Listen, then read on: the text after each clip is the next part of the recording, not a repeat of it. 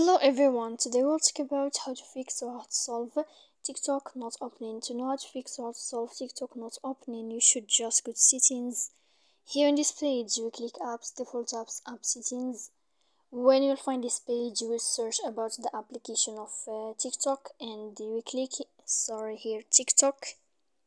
Then in this page, you will search about for stop and you will click OK. After that, you will click storage. Here we click clear cache and in the end you can go to Play Store. You will search about TikTok app. If you find your update in this blue sign, you can click update to update your app. So please don't forget to support us by like and subscribe. See you next time in another video, and thank you for your attention and you are watching. Goodbye.